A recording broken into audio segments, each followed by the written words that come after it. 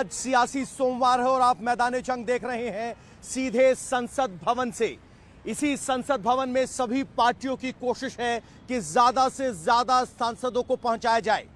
पहले चरण के चुनाव के लिए सिर्फ 4 दिन का वक्त बाकी है, इसीलिए सारी पॉलिटिकल पावर्स ने अपनी ताकत झोंक दी है। आज सियासी सोमवार को जम्मू कश्मीर से लेकर तमिलनाडु तक क्या कुछ सियासी गतिविधियां रहेंगी, उसका खाका हम आपके लिए अगले 1 घंटे में तैयार करेंगे। आपको बता दें कि प्रधानमंत्री नरेंद्र मोदी आज केरल और तमिलनाडु में 3 रैलियां करने वाले हैं। इतना ही नहीं, यहां प्रधानमंत्री नरेंद्र मोदी के अलावा गृह मंत्री अमित शाह जयपुर में आज रोड शो करेंगे। प्रधानमंत्री नरेंद्र मोदी के अलावा बीजेपी उनकी गारंटी को यूपी में हर घर में पहुंचाने के लिए एक मेगा आउटरीच प्रोग्राम यानी घर घर तक वो गारंटियां पहुंचाने के लिए मेगा अभियान की शुरुआत करने वाली है। तो वहीं अरविंद केजरीवाल को आज उम्मीदें हैं सुप्रीम कोर्ट से, क्योंकि ईडी की कार्रवाई के खिलाफ जो दिल्ली हाई कोर्ट में अरविंद केजरीवाल ने अपील की थी वो वहां रिजेक्ट हो गई और आज सुप्रीम कोर्ट में अरविंद केजरीवाल के ईडी के खिलाफ जो कार्रवाई रद्द करने की मांग है उसको लेकर सुनवाई होने वाली है। वहीं प्रियंका गांधी आज राजस्थान में कांग्रेस के चुनाव प्रचार को तेज करती हुई दिखाई देंगी। ये बड़ी 8 तस्वीरें जो आज के राजनीतिक गतिविधियों को समेट रही हैं। सबसे पहले मैदान जंग की शुरुआत करते हैं जम्मू कश्मीर से। जम्मू कश्मीर में इंडी अलायंस के लिए बीजेपी ने स्थिति विकट कर दी है। एक तरफ बीजेपी है तो दूसरी तरफ गुलाम नबी आजाद है। इंडी अलायंस के नेता उमर अब्दुल्ला प्रचार की कमान संभाले हुए हैं। प्रचार में वो बार बार 370 और सीएए का मुद्दा उठा रहे हैं। इतना ही नहीं, उमर अब्दुल्ला आरोप लगा रहे हैं कि चीन भारत की सीमा में घुस आया है, यानी मामला अब की बार टफ है। वो यहां पर गुलाम नबी आजाद को वोट कटवा की भूमिका दे रहे हैं, लेकिन इतना टफ मुकाबला होने के बावजूद वो राहुल गांधी और प्रियंका गांधी की मदद लेने के लिए तैयार नहीं है। जम्मू कश्मीर में कैसे कर रहे हैं उमर अब्दुल्ला चुनाव प्रचार और क्या आरोप, कैसी रैलियां? हमारे सहयोगी मनीष प्रसाद की एक एक्सक्लूसिव रिपोर्ट देखिए सीधे कश्मीर से।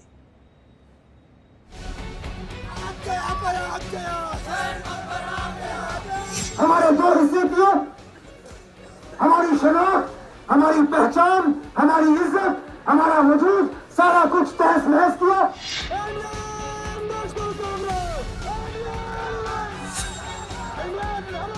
राहुल या प्रियंका या इन बाकी सीनियर लीडरों को यहाँ आने की तकलीफ नहीं देंगे, हम खुद मैनेज कर लेंगे।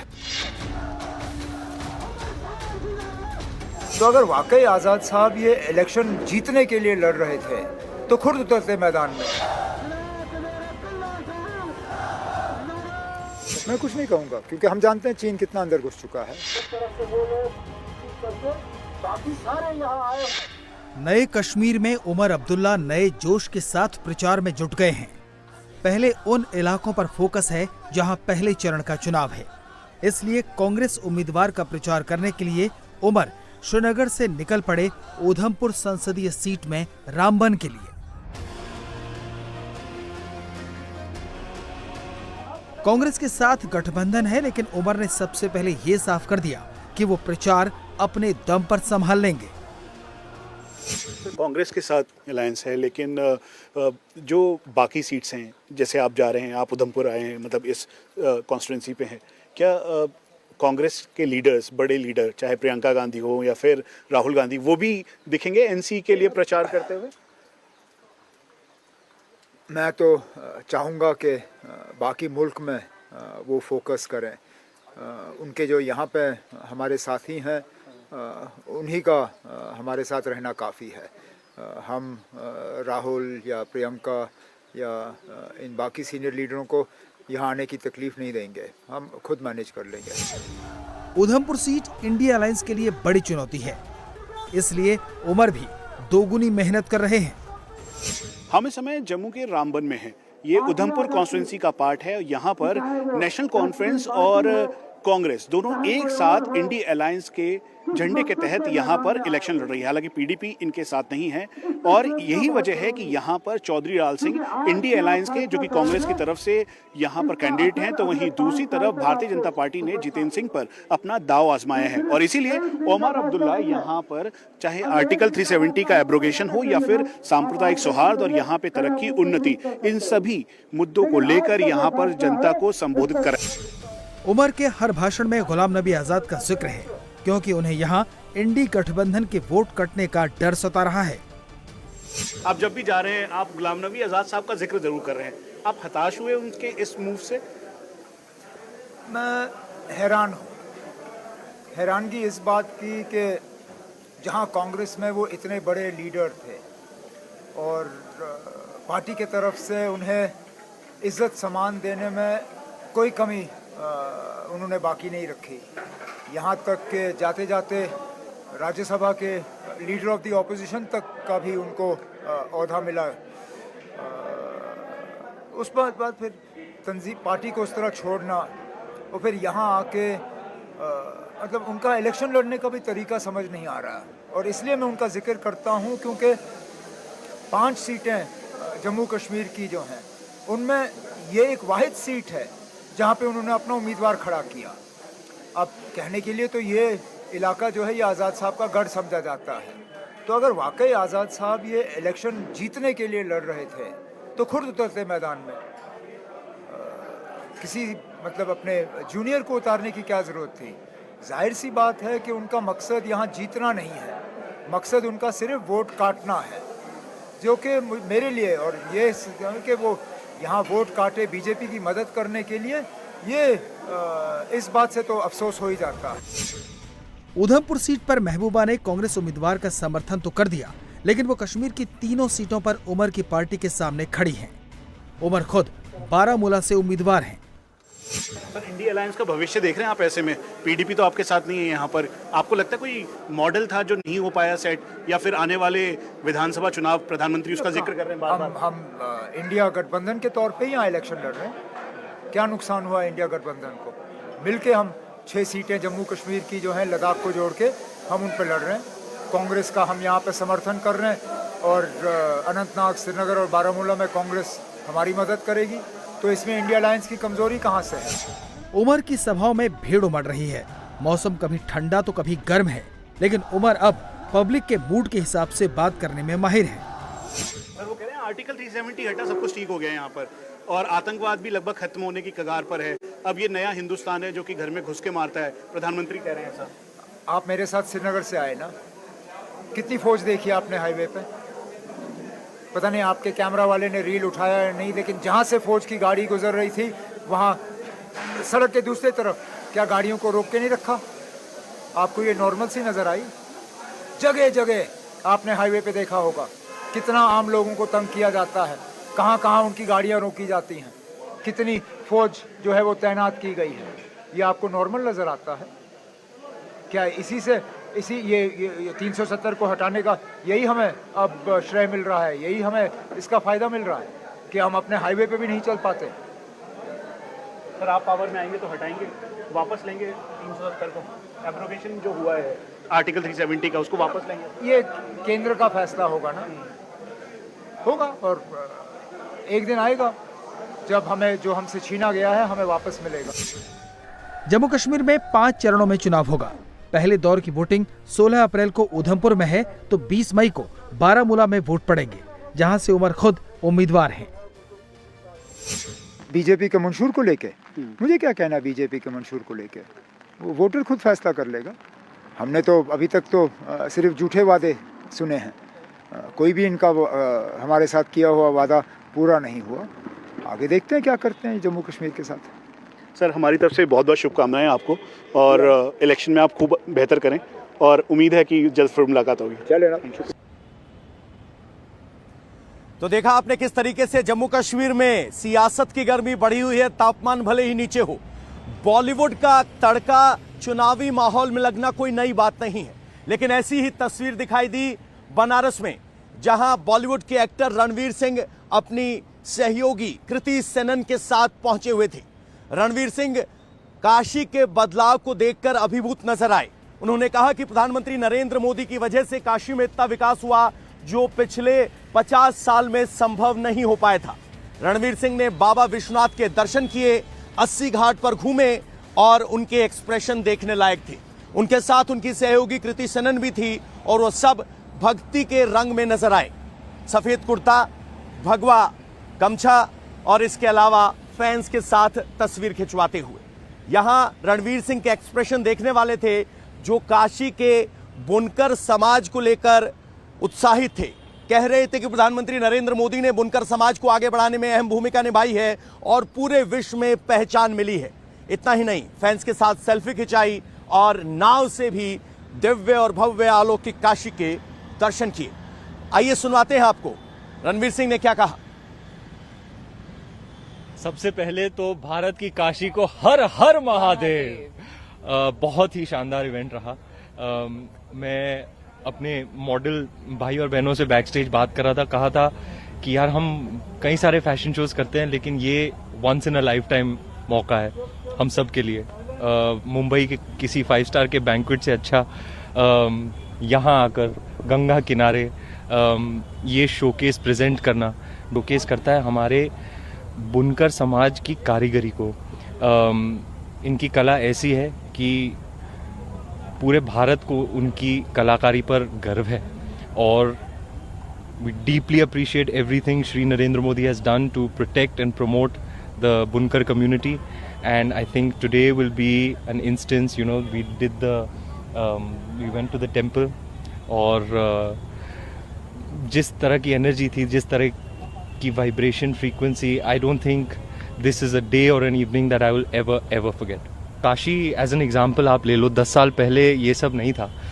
जिस प्रयास से मोदी जी ने यहाँ पर बदलाव लेकर आए हैं, सुधार लेकर आए हैं, people from not only all over India but all over the world would come to experience the divinity that is present in Kashi, but with a lot of difficulties. Now we have world class facilities, and for everybody to come here and experience Kashi for the splendor and grandness that it has, and it's almost representative of our nation and where we are as a nation, a blend of past and present, of the fact that we as a people are very very proud. इस पूरे आयोजन को minority foundation ने organise किया था। यहां पर रणवीर सिंह और कृति सेनन फैशन वॉक करते हुए भी नजर आए, लेकिन कृति सेनन ने कहा कि वो अपने आप को भाग्यशाली मानती हैं कि उन्हें वाराणसी आने का मौका मिला और बुनकर समाज के साथ उनके काम को देखकर उन्हें खुशी हुई। प्रधानमंत्री नरेंद्र मोदी ने 10 साल में काशी की तस्वीर बदल कर रख दी। I am really honoured and glad कि मैं आज इस मौके का एक हिस्सा बन पाई। इस इनिशिएटिव का जो विकास भी विरासत भी आई थिंक काशी बहुत ही अच्छा एग्जाम्पल है इस प्रयास के लिए, क्योंकि काशी एक ऐसी सिटी है जिसमें इतना विकास हुआ है पिछले 10 सालों में। श्री नरेंद्र जी की कॉन्स्टिट्यूएंसी में इतना ज़्यादा विकास हुआ है, चाहे वो कनेक्टिविटी हो, चाहे वो रीडेवलपमेंट हो, चाहे कितने नए सारे धाम आए हैं, कितने नए घाट्स आए हैं, रेनोवेशन हुआ है कॉरिडोर का, पर उसके साथ साथ जो फीलिंग आती है काशी में, जो अंदर से जो फीलिंग आती है ना, दिल काशी का वही है। तो बाहर की जो बॉडी है वो काफी चेंज हुई है, रिवैम्प हुई है, मॉडर्नाइज हुई है, लेकिन दिल वही है, and that's what I feel about our culture. आज मंदिर में ना सबके चेहरे पर वो रौनक थी, सबकी आंखें चमक रही थी, but that is the power of the energy that is held within this absolutely spiritually special place. तो अब बात करते हैं दिल्ली की। दिल्ली के शराब घोटाले में आज का दिन बहुत महत्वपूर्ण है। अरविंद केजरीवाल के मामले में दो मामले में सुनवाई होने वाली है। आपको बता दें कि राउज एवेन्यू में उनकी न्यायिक हिरासत खत्म होने पर सुनवाई है, तो वहीं अरविंद केजरीवाल सुप्रीम कोर्ट पहुंचे थे, उस मामले में सुनवाई है। ईडी की पूरी कार्रवाई को अवैध बताते हुए सुप्रीम कोर्ट पहुंचने से पहले अरविंद केजरीवाल ने दिल्ली हाई कोर्ट का दरवाजा खटखटाया था, जहां कहा गया कि उनकी अर्जी स्वीकार नहीं की। आज उनकी निगाहें सुप्रीम कोर्ट पर ही होंगी। इतने ही नहीं, डिप्टी सीएम रहे मनीष सिसोदिया की भी आज जमानत पर सुनवाई होनी है। इतना ही नहीं, राउज एवेन्यू कोर्ट में के कविता, दक्षिण भारत बीआरएस की नेता, वो भी इस मामले में जेल के अंदर हैं, उनको भी राउज एवेन्यू कोर्ट में पेश किया जाएगा। अरविंद केजरीवाल को वीडियो कॉन्फ्रेंसिंग के जरिए राउज एवेन्यू कोर्ट भेजा जाएगा या कहें कि सुनवाई में जोड़ा जाएगा, तो वहीं सबकी निगाहें सुप्रीम कोर्ट पर होंगी। क्या अरविंद केजरीवाल को सुप्रीम कोर्ट से कोई राहत मिलती है? लेकिन इस पूरे मामले में सियासी बयानबाजी में कोई कमी नहीं। आइए आपको सुनवाते हैं किस तरह के बयान आ रहे हैं। क्या कर रहे हैं केजरीवाल के केस में? आपने एक मुख्यमंत्री को गिरफ्तार करके जेल में डाल दिया। जिस सरकारी गवाह को आपने माफी दिलवाई, जिस सरकारी गवाह के बयान पे आपने मुख्यमंत्री की गिरफ्तारी की, उसी सरकारी गवाह के विदेश यात्रा की विरोध आप कर रहे हैं और ये कह रहे हैं कि ये तो आ ही नहीं रहे हमारे संबंध देने पे। तो कैसे आएंगे भैया? जब उससे झूठा बयान तुमने लिखवाया है तो तुम्हारी इन्वेस्टिगेशन क्यों ज्वाइन करेगा? और ज्वाइन भी करेगा तो क्या प्रमाण देगा केजरीवाल जी के खिलाफ जब उसके पास कोई प्रमाण नहीं है? तो मैं समझता हूं माननीय सर्वोच्च न्यायालय को अपनी सुनवाई के दौरान इस बात को प्रमुखता से संज्ञान में लेना चाहिए कि कैसे फर्जी बेबुनियाद मामला बनाया गया। तो कोर्ट में सुनवाई से पहले संजय सिंह राजनीतिक दलीलें देते हुए सुनाई दिए। हमारे दो सहयोगी इस वक्त हमारे साथ जुड़ गए हैं। अभय पराशर राउज एवेन्यू कोर्ट से हैं, तो भास्कर मिश्रा दिल्ली से हमारे साथ जुड़े हुए हैं। सबसे पहले अभय, राउज एवेन्यू कोर्ट में आज सुनवाई होनी है, न्यायिक हिरासत की अवधि खत्म हो रही है। अरविंद केजरीवाल से राउज एवेन्यू कोर्ट से क्या खबर आ सकती है? देखिए, बिल्कुल जो आज कस्टडी खत्म हो रही है, न्यायिक हिरासत अरविंद केजरीवाल की खत्म हो रही है। आज तिहाड़ जेल की तरफ से वीडियो कॉन्फ्रेंसिंग के माध्यम से राउज एवेन्यू कोर्ट में पेश किया जाएगा। हालांकि अरविंद केजरीवाल की तरफ से आज सुप्रीम कोर्ट में जो याचिका लगाई गई है उसमें भी एक नजर है, क्योंकि हाई कोर्ट ने साफ तौर पे ये कह दिया था कि ईडी की कार्रवाई को जो गलत बताया था अरविंद केजरीवाल ने और अपनी गिरफ्तारी के खिलाफ चुनौती दी थी, उसमें हाई कोर्ट ने साफ तौर पे कहा था कि अरविंद केजरीवाल की जो गिरफ्तारी की गई है उसके पूरे तथ्य जो है वो ईडी के पास है और इस याचिका को खारिज कर दिया था। आज क्योंकि न्यायिक हिरासत खत्म हो रही है, सबसे पहले पवन आज वीडियो कॉन्फ्रेंसिंग के जरिए अरविंद केजरीवाल को पेश किया जाएगा और जो ग्राउंड्स हैं उसमें ईडी ये बताएगी कि क्या, क्योंकि जमानत याचिका की जहां तक बात है वो अब तक अरविंद केजरीवाल की तरफ से नहीं लगाई गई है, लेकिन आज यहां पर न्यायिक हिरासत खत्म होने के बाद पेश किया जाएगा। साथ ही के कविता जो इस वक्त सीबीआई की कस्टडी में है, सीबीआई ने 3 दिन के लिए सीबीआई को राउज एवेन्यू कोर्ट ने के कविता की कस्टडी दी थी। के कविता से पूछताछ की गई थी क्योंकि यह बात पूरी निकलकर सामने आई थी कि जो पूरी की पूरी साउथ लॉबी थी और शराब कारोबारियों से आम आदमी पार्टी को 100 करोड़ रुपए की रिश्वत दिलाने का जो मुख्य चेहरा था वो के कविता थी और इसमें पूरी तरीके से अरविंद केजरीवाल एक माध्यम थे। अरविंद केजरीवाल को सब कुछ पता था, ये ईडी लगातार अपनी बातचीत में, अपनी दलीलों में कोर्ट में कह चुकी है। तो आज के कविता की कस्टडी खत्म हो रही है। क्या दो बड़ी बात कही आपने, के कविता और अरविंद केजरीवाल आज वीडियो कॉन्फ्रेंसिंग के जरिए राउज एवेन्यू कोर्ट के सामने होंगे। मेरे सहयोगी भास्कर हमारे साथ बने हुए हैं। भास्कर, आज सुप्रीम कोर्ट में अरविंद केजरीवाल के मामले में ईडी की जो कार्रवाई है उसको चुनौती दी गई है और मनीष सिसोदिया की जमानत पर सुनवाई है।